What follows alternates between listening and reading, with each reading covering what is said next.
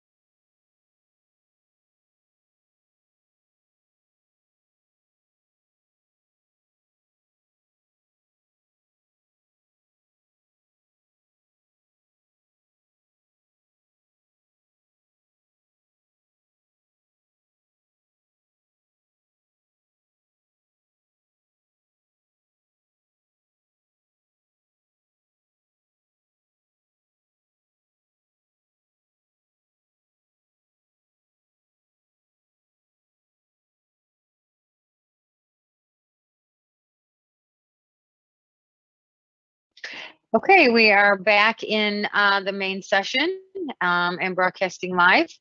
I will turn it back over to the department with Mr. Greg Martin.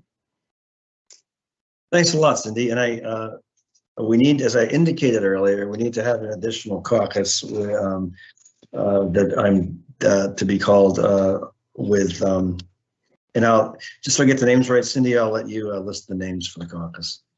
Okay, my understanding is that this caucus will take place with Greg and from the department, Steve Finley from General Counsel, Travis Hoare, and Barmak Nassarian, who are the representative for service members and veterans, as well as Brad Adams and Michael Lanowet, who are from proprietary institutions.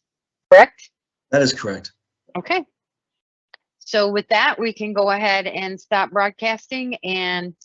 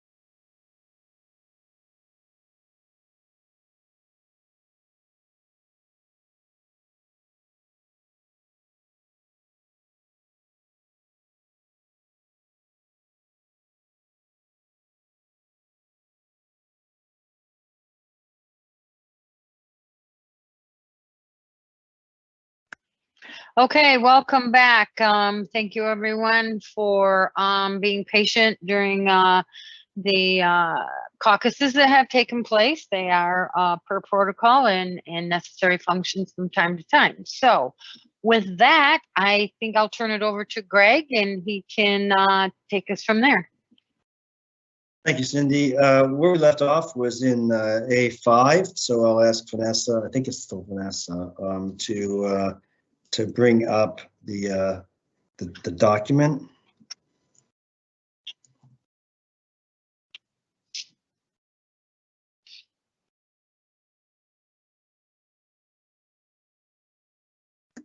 There we go. And then if we look at under A5, let's get this correct here. 5 Romanet 3. So we're going to go to Romanet 3. That's where we left off. And this discussion here that we're going to have is on income share. Yeah, there we go. This is income share agreements, and I want to point out that, well, let me just go through this text first. So in A5 here, we've added Romanet 3 and Romanet 4 to clarify how the department treats income share agreements in the context of 9010s. This is new language. I do want to run through it. If the institution wants to include an income share agreement or any other alternative financing agreement as cash in its attestations in which the agreement is with the institution only or with a related party to include any entity in the ownership tree, any common ownership or any contractual agreement or continuous financial relationship for this section, then the following must be included in the agreement. The institution must clearly identify the institutional charges that are being covered by the agreement. The charges must be the same or less than the stated rate for institutional charges. The maximum time and amount a student would be required to pay is clearly identified, including the implied or imputed interest rate and any fees. All payments must be applied in accordance with debt repayment regulations. Interest and fees would not be included in the attestation. The imputed or implied interest rate cannot be more than the federal direct unsubsidized loan interest rate for the same borrower type at the time the agreement was signed.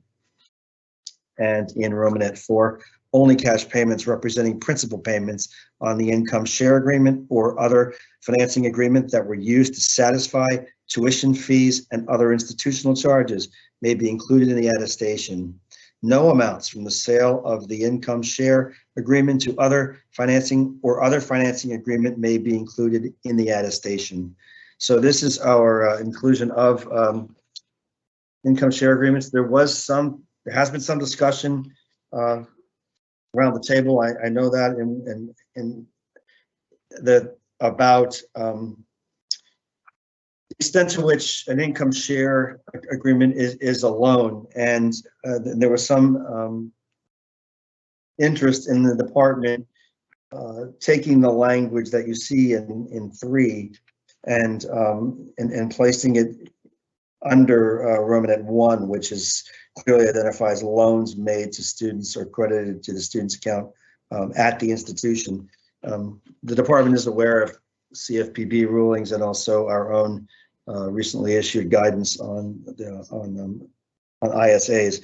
However, at this time, we don't feel that we can legally move that language up as under 1 identifying as a loan. However, we do want to make certain that as it is a form of revenue generated from institutional aid, we identify as such and regulate how these instruments can be how the payments from students who took advantage of one of these instruments offered by the institution would be counted. And again, just so we know where we stand, these would be ISAs offered by the institution, as this is under institutional aid.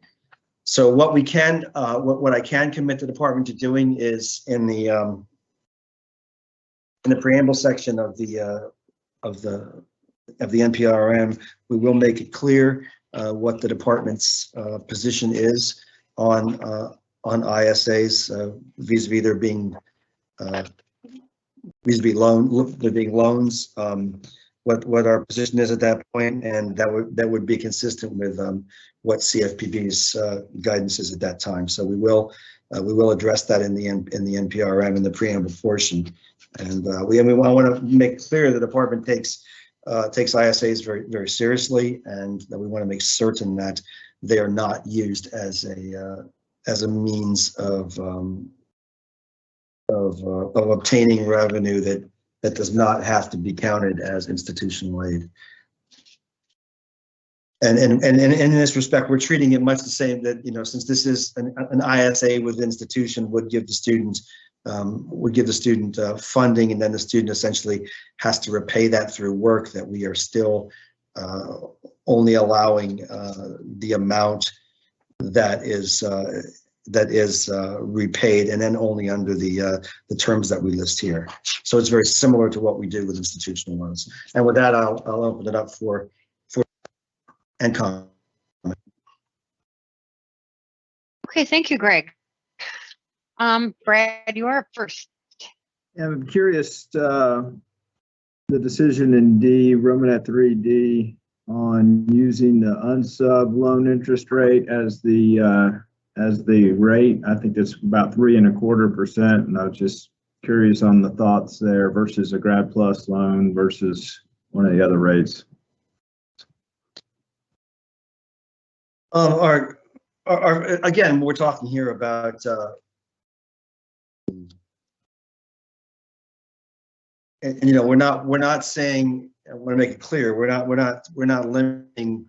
We don't have the authority to limit what types of ISAs an institution can offer. What we're saying here is, if the institution wants to include an income share agreement as cash in its attestation, that the imputed or implied interest rate cannot be more than the federal direct and subsidized loan interest rate for the same borrower type at the time the statement was signed. This we feel that using the unsub rate is fair, as that is the loan most students take advantage of, and well, obviously some of the subsidized rate, but the unsubsidized one is both fair to students and to institutions, and does cap it at a reasonable point.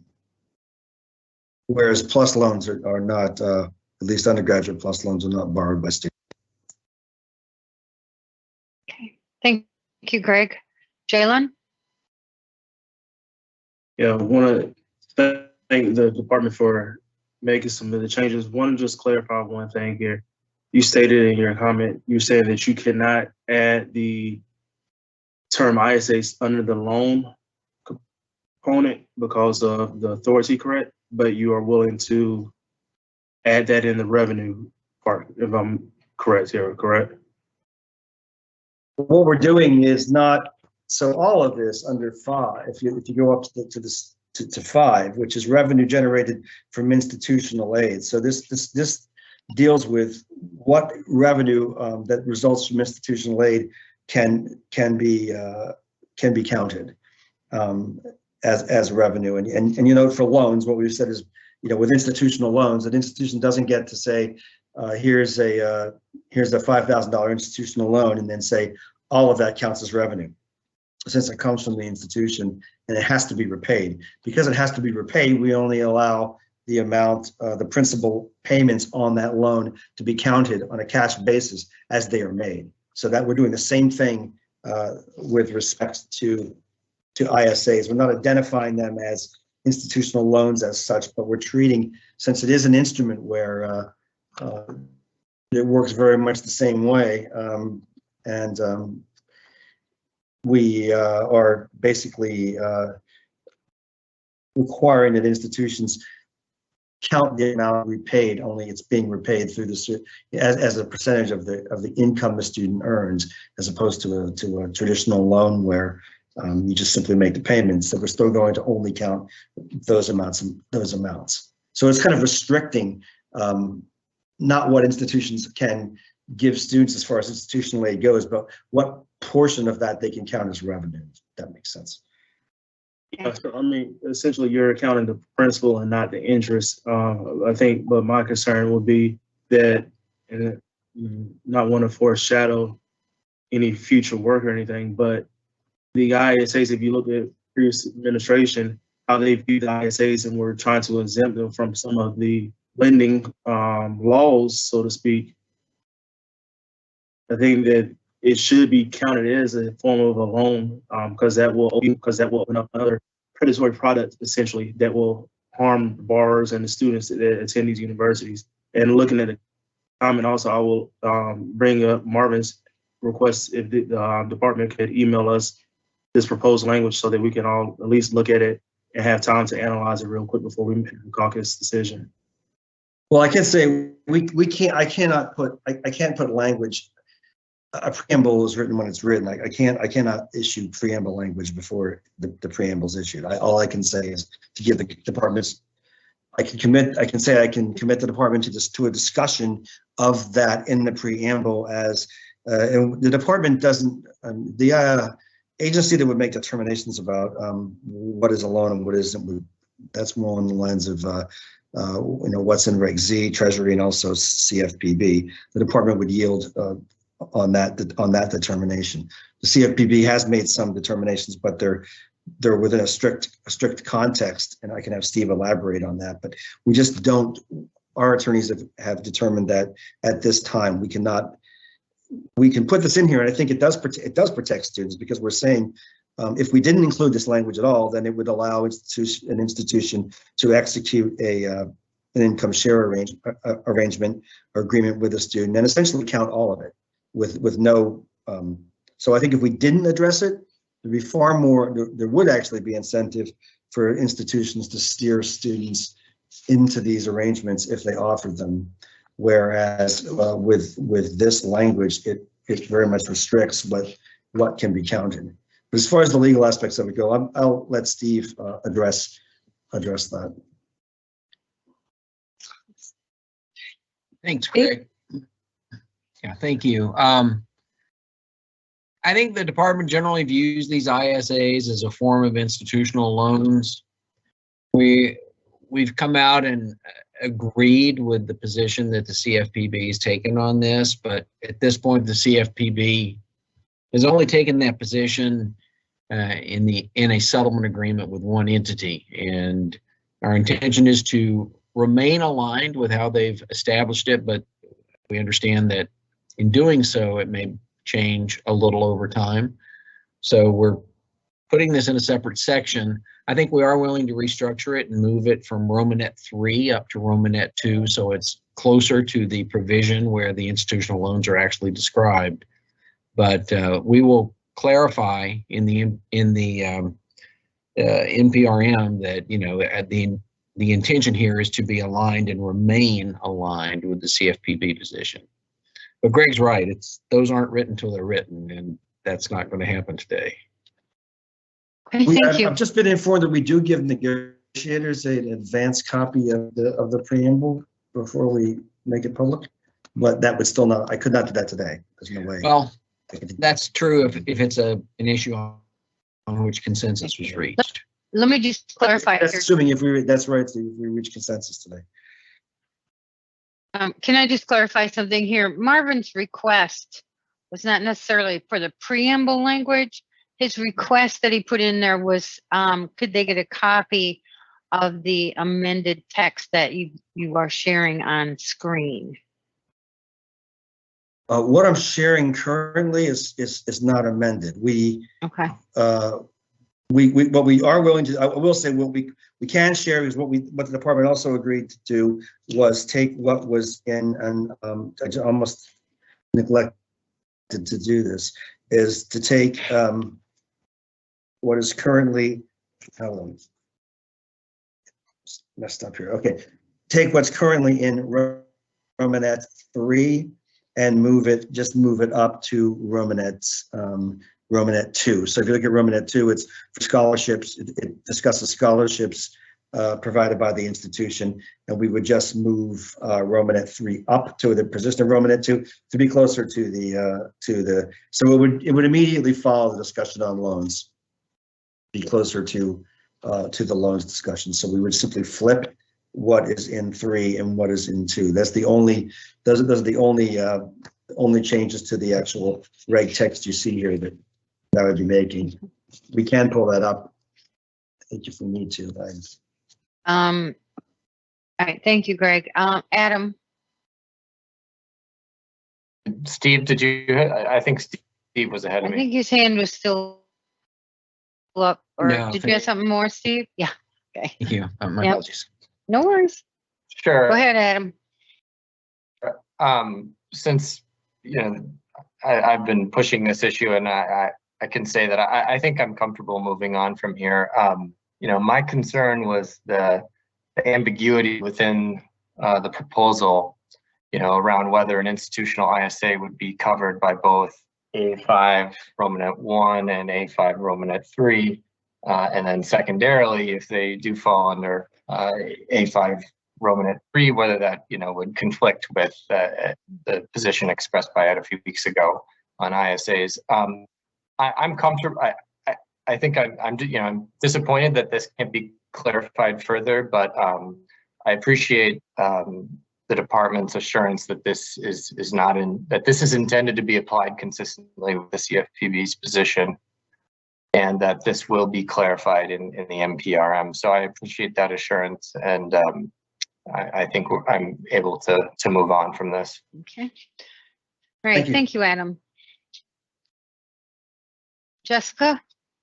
Thanks. Just on the reg test. So I think what you're saying, Greg, if I understand you, is we did see a document that has blue highlighting that we have not had access to, but the only blue highlighting there is to switch the orders of 2 provisions and not change a single word of text. So you don't want to send it to us because there's nothing substantive. Is that right? There's nothing,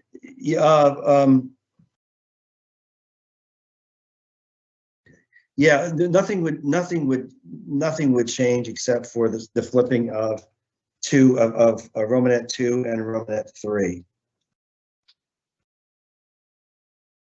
So where you see 2 there, where it says for scholarships provided, that would now go down to 3, and 3, if an institution wants to include an income share agreement, would flip up to where 2 is directly below Romanet 1, which is loans. Yeah, I don't think anyone has a problem with that. It's the idea that you're working off a document with blue highlighting we've never seen. So we'll take your word. I'm for the working fact off that that's I'm working off blue. a document. The document I'm working off is the exact one you have. I'm just telling you, we agreed to switch the 2.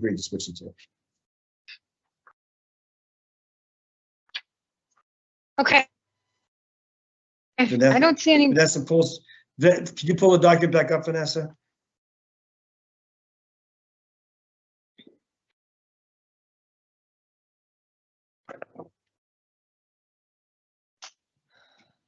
So,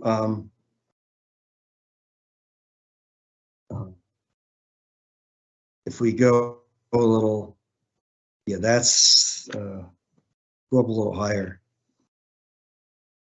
to the stem of 3, right? So 3, that's 3, and then above that is, let's go up to a little higher to 2, right there. No, down a little further. I'm sorry, Vanessa. So just keep arrowing down. That's 1 for loans, and then let's try to find Romanet 2, which is struck out a little bit lower. Right there. If institution wants to, where's loans? Oh, go down below that. Right, here it is changed. I'm sorry, we've changed here. This does reflect the change. I'm very sorry about that. This is the change. I wasn't aware that we had that language up. So this does reflect the moving of moving it up.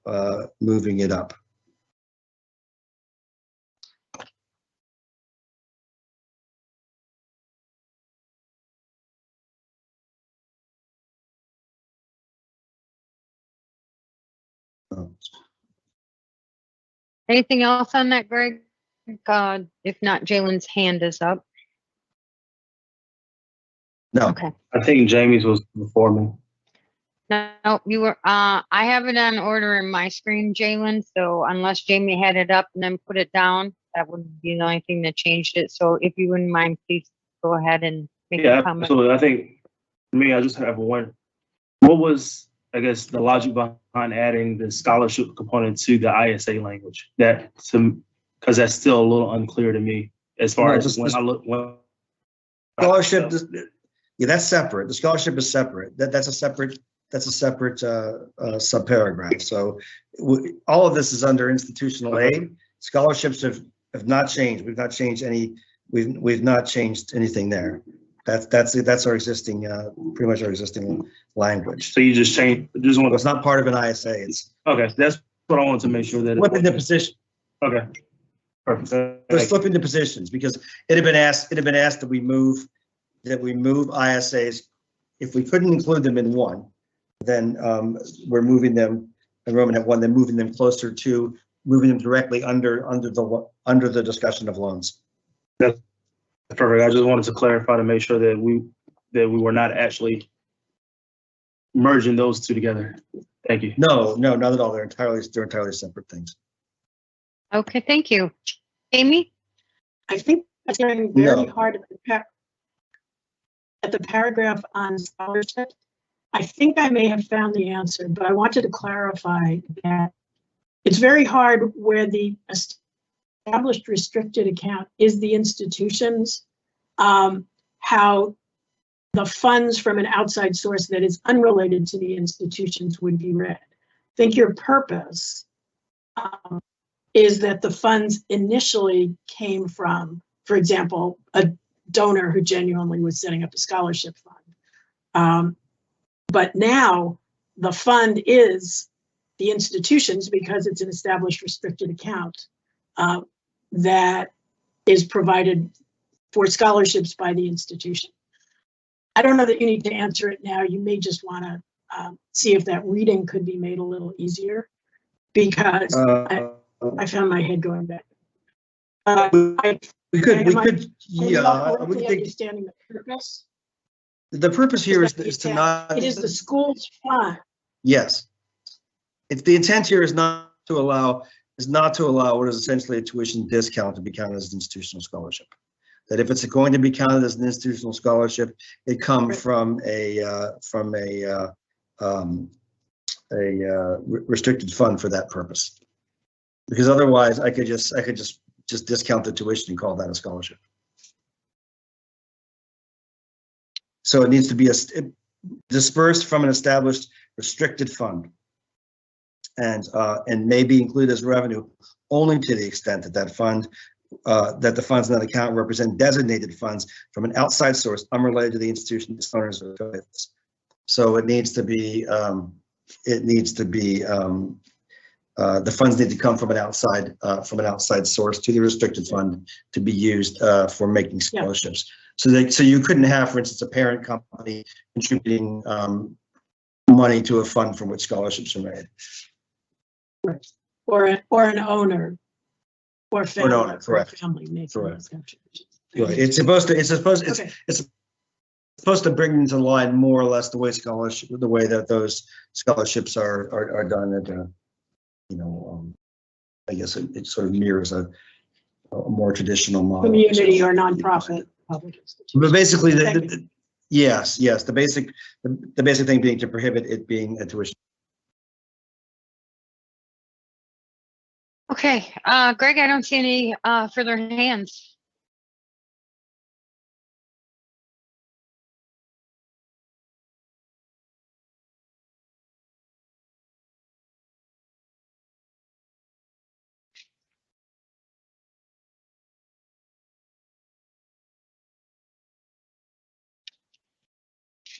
Are you ready to move to the next section?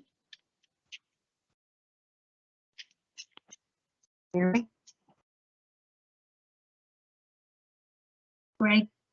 you're on mute. Greg, I think you're on mute. I don't know. Did you I'm hear sorry. me or? No, I'm on mute. I was having some thought it problems was with the feed. No, it was in this case it was me. So we have one more change. Let's move on to 6. So moving past 5, moving to 6. This is minor, and this is in 6. Romanet 5. This It's just that we've corrected the or in this item, so it appears between the last two items. And that is it. So it's a very minor change there. And let me ask, that is it for the paper. Steve, do we have any more information on the other issue?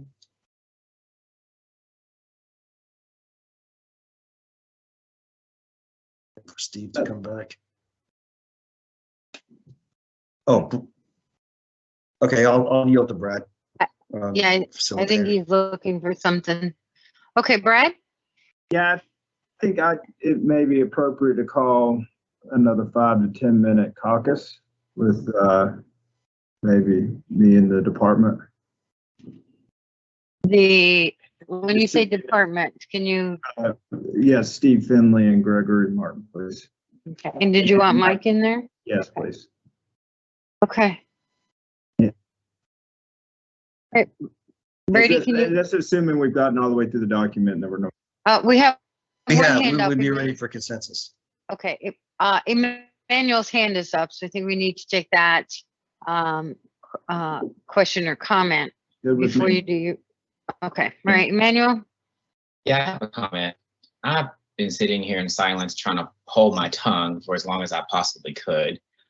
But as a person who has observed the previous NEGREG session online for the public viewing, they have no idea what's going on in these caucuses. When you're caucusing for an hour and a half, which I think that was the last, correct me if I'm wrong, when we got back from break to caucuses, right, until 2:30, either it was an hour and a half. We're going to another caucuses, we can do that by the rules and regulations. They're needed, I understand, so we need to do them, but when this is happening virtually and people are observing and trying to understand what's going on, they have no idea what's going on. So it would be great that if you do go into caucuses for an extended period of time, that when you come back, if you can share a little bit about what those caucuses were about. I mean, I understand that there's some privacy in that. That's why you want to go to the caucus. But if there's any way to just let the public know, overall, we were trying to work through this issue, but we weren't able to blah, blah, blah. It would probably be helpful for those who were just viewing this and have no idea what's going on. And they can't see the chat either, so they have no idea what's going on in the chat. I just wanted to. We thank you for that concern, Emmanuel. Caucuses are confidential and private. And it is entirely up to the parties that participate in that, how they want to handle them. So, and they are allowed per protocol. So your concern is noted. And with that, Brady, do you have the rooms set up? Okay, if you could open it up.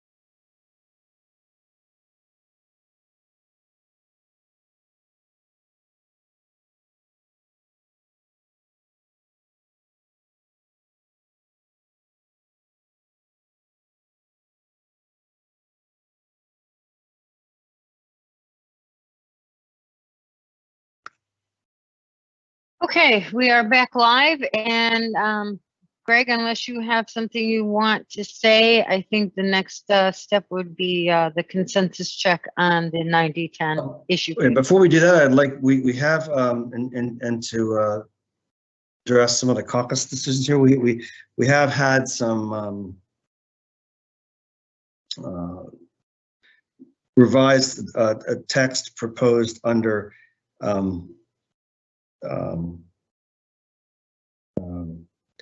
in revenues generated from program activities in 3. So and specifically in Romanet 3. So I'm going to ask for Vanessa to pull that back up again, and back up to number 3, revenue generated from programs and activities. We have some new language there.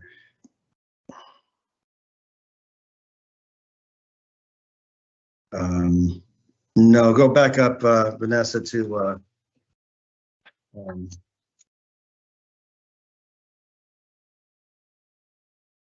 page 2, revenue generated from.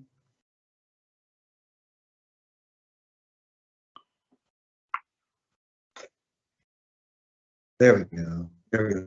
So arrow down to Romanet 3 there. Hello. Right. Let's stop right there. Okay. So we do have some proposed changes to the text here I want to bring up before we take a vote on consensus. And I want to say that this this language represents discussions between the proprietary representative and the representatives of the veterans. And what we're hoping to do here is to get to mutually agreeable language so that we can get to consensus. And what I'll do is I'll read this language. I'll read this language out to you.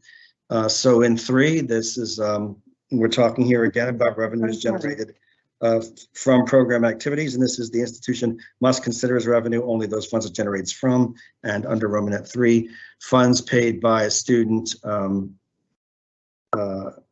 on behalf of a student by a party unrelated to the institution, its owners or affiliates for an education program or training program that is not eligible under 668.8 and does not include any courses offered by an eligible program.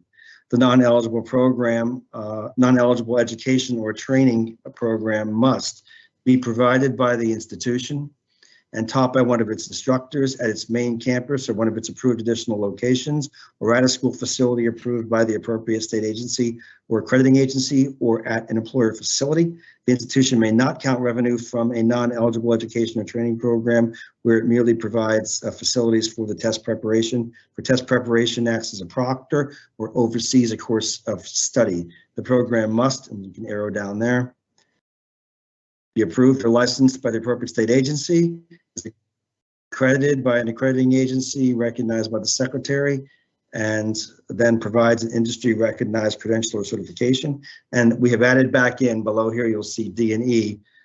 This is a change over what the paper initially said. Provides training needed for students to maintain state licensing requirements, or provides training needed for students to meet additional licensing requirements for specialized training for practitioners that already meet the general licensing requirements. So I know this is new. Give you a second to digest that. I do want to open the floor for any comments on limited to this particular text before we go on. I do want to say that we have worked hard to find some common ground here where the department and the veterans advocates and the proprietary sector can agree, so that we can hopefully reach consensus on something which is fair to all parties and protects students. Thank you. I'll open the floor for.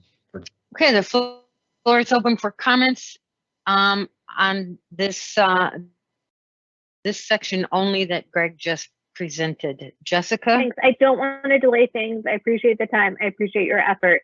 Can you email it? It's just if we're going to vote in like very soon, it would be very nice to have it by you.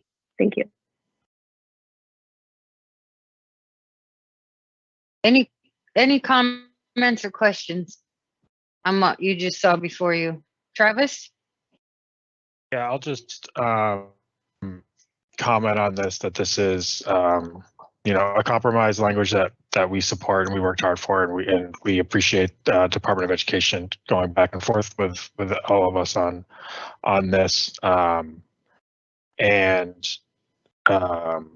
We appreciate, that the faculty members that are teaching these courses, they have to be real, educators at these the approved programs in order to cover, concerns that we had there.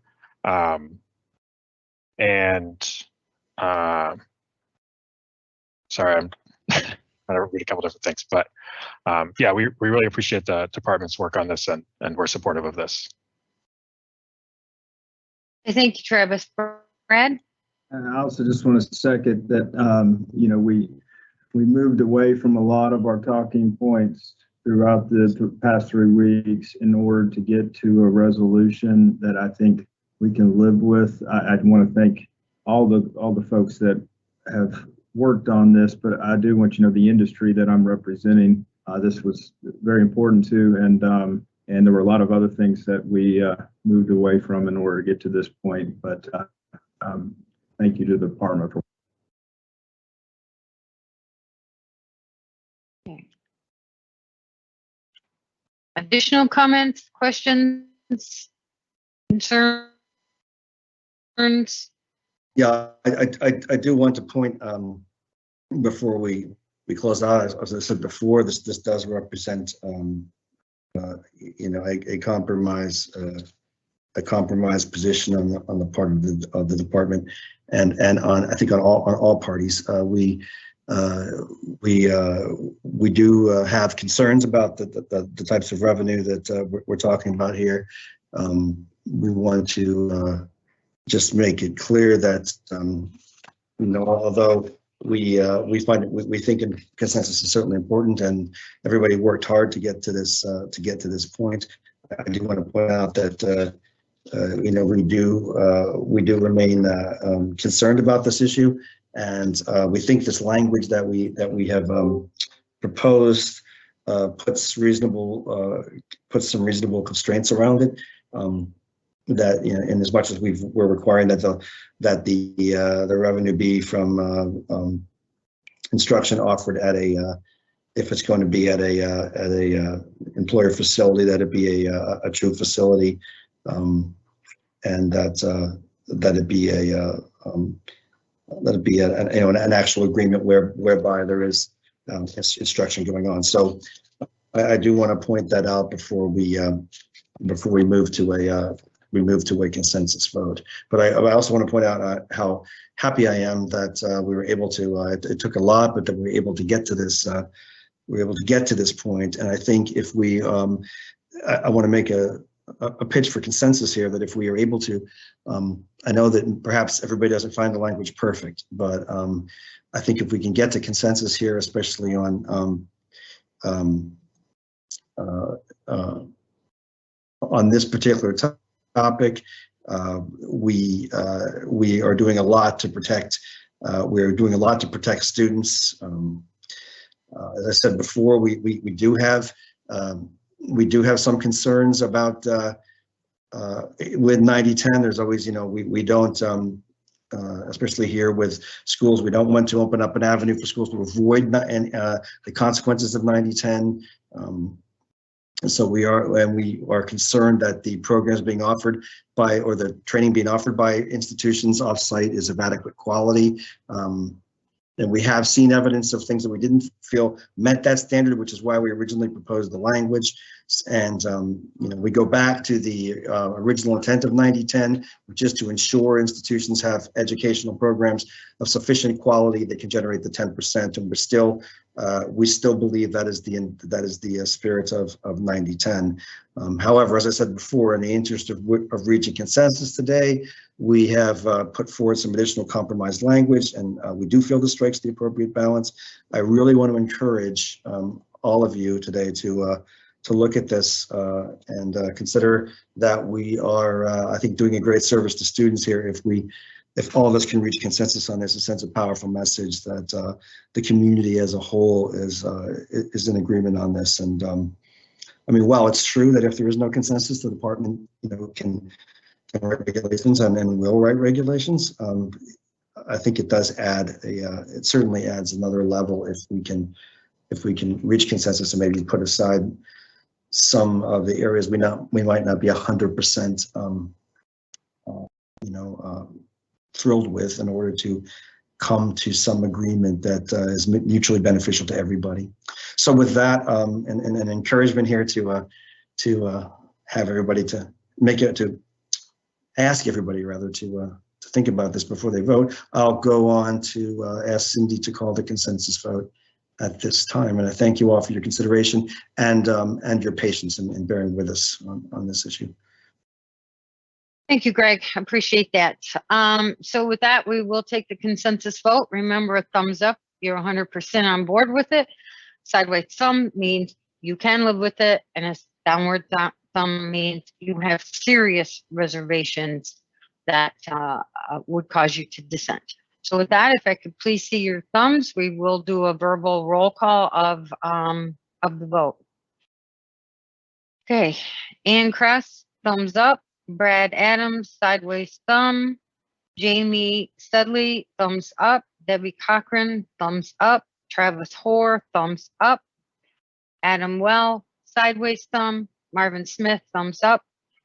Jalen Herbin, sideways thumb. Amanda Martinez, thumbs up. Carney King, sideways thumb. Emmanuel Gilroy, thumbs up. Sam Beater, thumbs up. Jessica Renucci, sideways thumb. Beverly Hogan, thumbs up. And Gregory Martin, sideways thumb.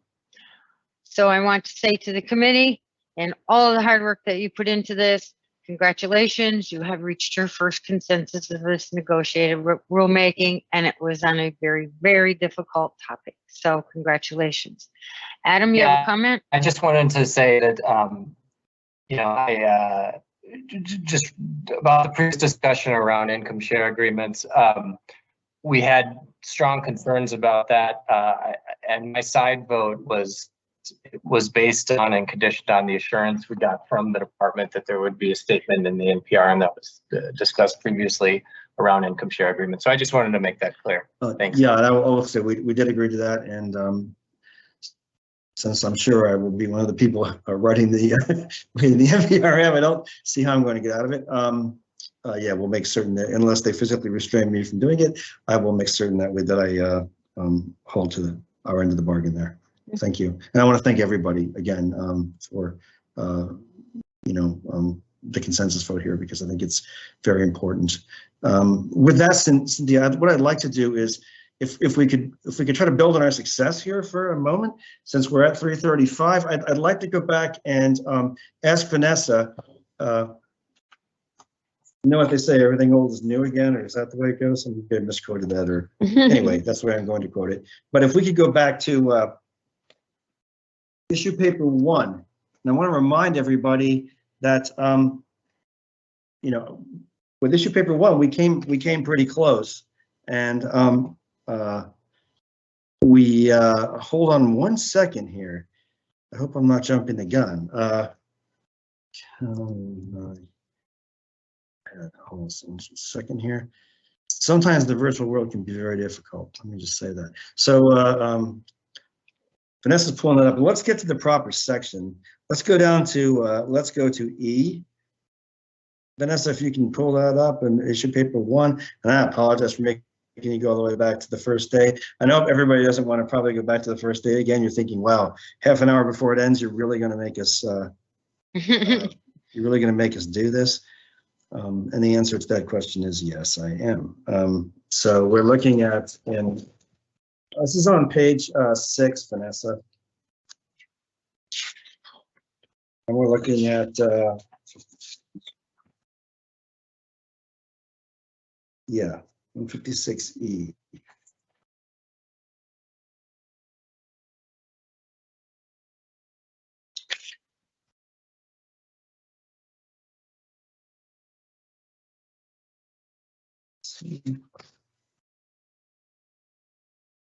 I'm sorry.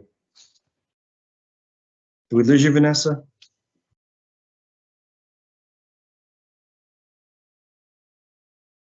Oh, okay.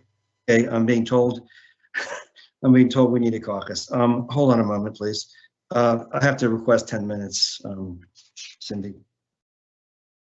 Okay, not a problem, Greg. Who would you like in the caucus? Ed, I'm sorry, who? I think just Ed staff. Okay, I mean, a break. I should call it a break. okay, all right. So we'll take a what, 10-minute break?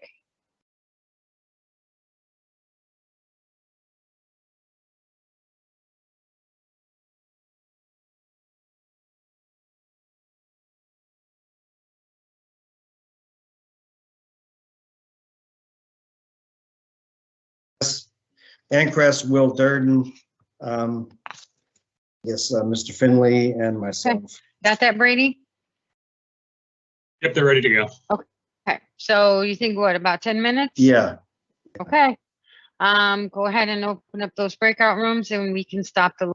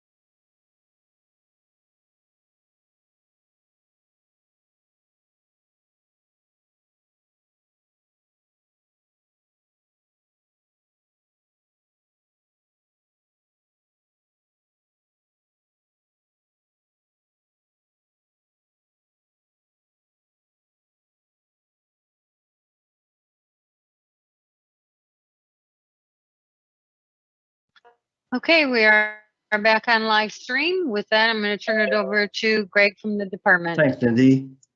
So again, I wanted to go back. You'll recall the issue paper 1, which was ability to benefit, that we were very close to consensus on issue paper 1. The only sticking point was under the state process. And I want to remind everybody that this is only applicable to the state process. We do, just to reiterate, we all know that for a student to participate in ATB, it has to be through an eligible career pathways program, but that the state process is a small subset of that. So this is only applicable to to the state process where we currently say in E, and I'll ask Vanessa to pull up the screen for us. So I want to go to page 6 in the document, Vanessa. Oh, there we are. That's it. So we're right there. Fantastic. So you'll see there, after the 2-year period, we discussed this on day 1. In paragraph B of this section, the state must reapply for continued participation and in its application, demonstrate that the students it admits under that process at each participating institution have a success rate as determined under paragraph F of this section. That is within 95% of the success rate of students with high school diplomas. That is an extremely high rate. We were asked if we, I think Will had some concerns about that and asked if we could, consider moving a little bit in that direction. And specifically, he said he would be willing to accept an 85% success rate, which I still want to add is very robust.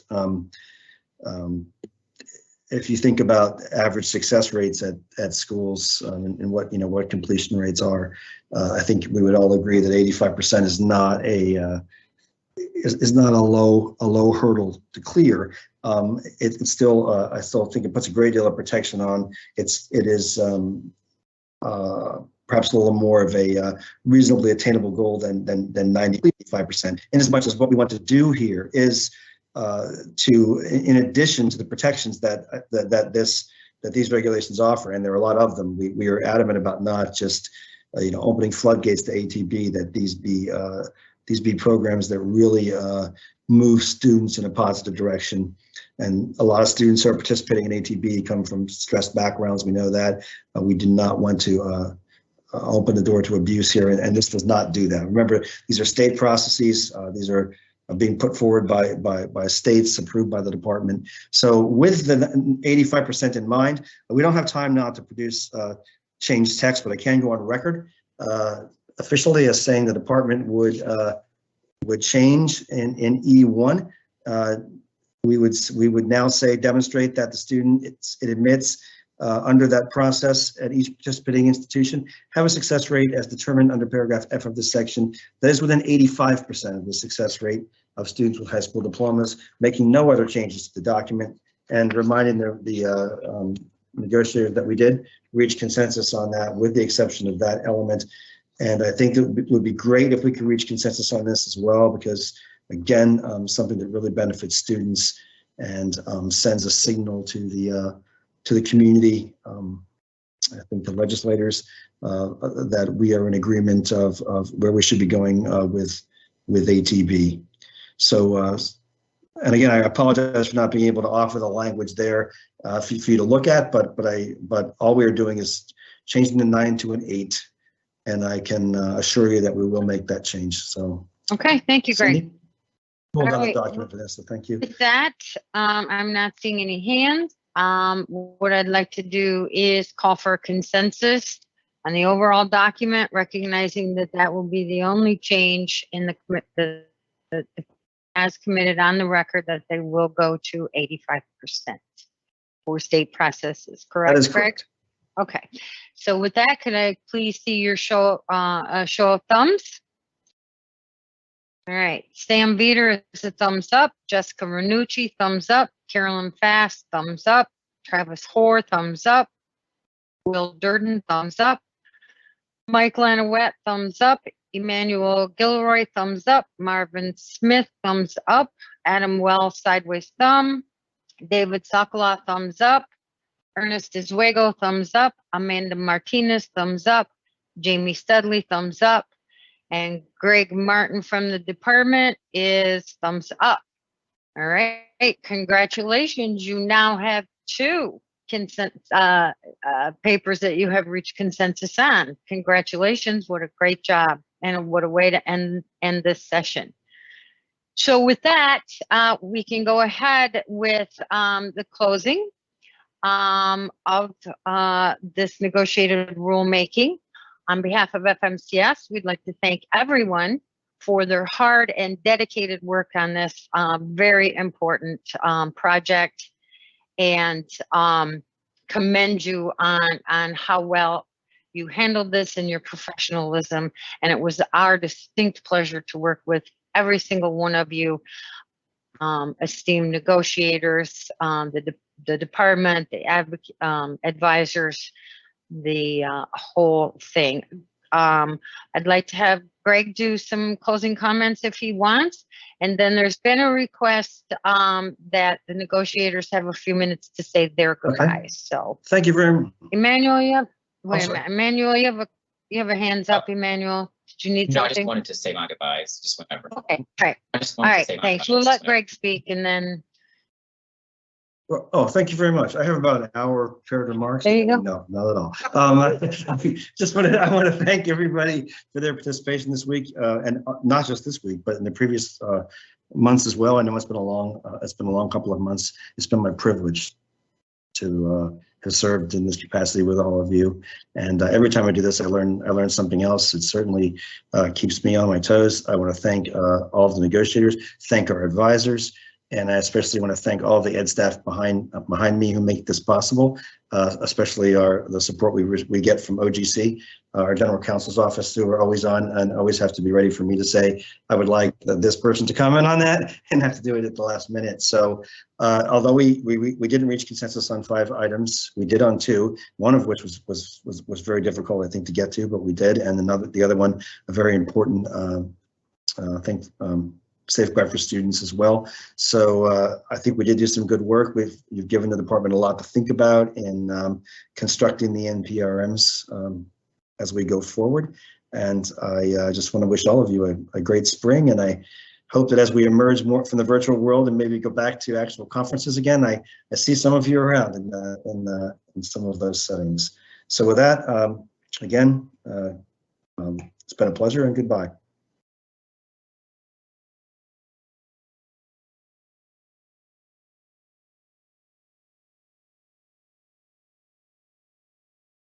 Emmanuel, I think you might be on mute, Cindy. am I? You're good now. Okay. Now you're on mute. Can you hear me now? All right, Emmanuel. Yes, I just wanted to, and I see my other fellow negotiators saying their goodbyes in the chat, but I want to verbally thank the department for all the hard work and energy and effort you put into this. It is not easy to do this, and I know that. And Greg, I know it's definitely not easy to be in your shoes with hearing what we're saying and trying to take it back to folks and trying to work things out. So I really, really do appreciate it. It does not go unnoticed by any means. And also, I just want to say to my fellow negotiators, I really enjoy getting a chance to virtually know you a little bit better. I have tremendous respect for you, your passion, your perspective. So by all means, this conversations that we had doesn't have to end here. We would love to continue to have conversations with you if you want to continue to have them with us. And I wish everyone a very, very happy and wonderful weekend. Nice working with you all. Thank you, Emmanuel. Jamie? Without presuming that I am the senior person on the group, I would like to take just a brief moment for history.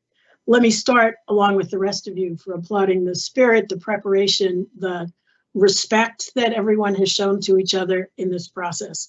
I join with the appreciation for the department negotiators who have an incredibly difficult job to do all of this. And we know that many different functions come together. Also, for the facilitators, I've seen great facilitators in NEGREG, and I have seen weak facilitators. And your team, Cindy and all the rest of you, have done a really strong job, and it makes a very big difference to the tone and value of these conversations. I also want to thank everybody for the unfamiliar opportunity to watch the sunrise.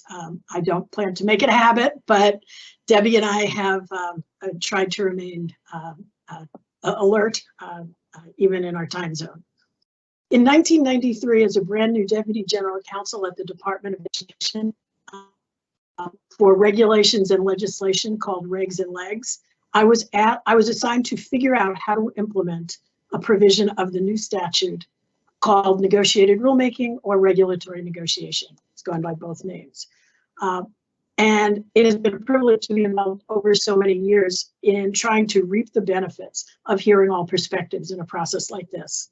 I've been in the General Counsel's office, the policy office, and now for the first time, an official negotiator in a negotiated rulemaking. Steve Finley and I had the privilege of handling a semi-negotiated rulemaking on financial responsibility. But we're not sure this is the time to remind you of our role in that venerable, there are other adjectives, process. But each time, the value of bringing together different groups to try and see each other's perspectives has actually made a difference.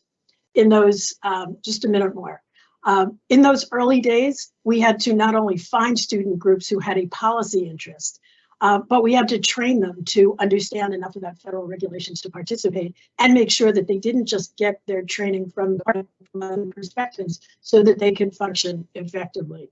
And it is really incredible to see the sophistication of so many groups from across the spectrum of consumer and student groups and institutions and state agencies and attorneys general and so forth, who can now make this a much, much deeper and more thoughtful process. It's come a long way.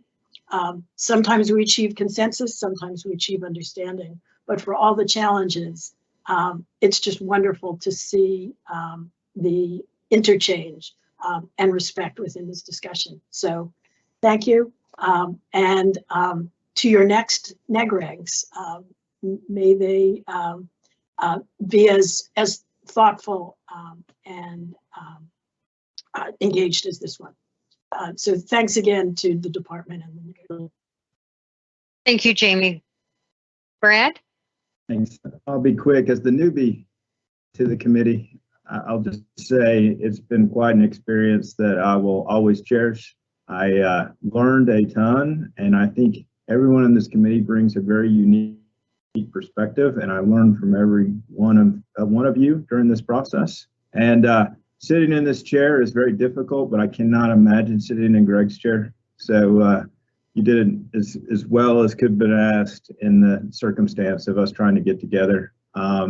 And I think the facilitators did an excellent job as well. So the department, congratulations for all your hard work. I know we still got some work to go to get through the rest of these issue papers, but I really appreciate everything you all did, and thank you for listening to me for the past 3 months. And good to meet everybody. Thank you, Brad. We appreciate it. We appreciate all these wonderful comments and the success that you've had and the wonderful, robust dialogue. With that, there's only one last thing I want to say as a reminder that during this period, the department cannot do anything with written comments that are sent to them. So the appropriate time to send those in would be during the NPRM period, where you will have at least 30 days to submit written comments. So please try to refrain from sending them in prior to that point in time, as the department cannot do anything with them, including posting them on the website. So please keep that in mind. And with that, we wish you all the best, and thank you for letting us be a part of this. Thanks, everyone.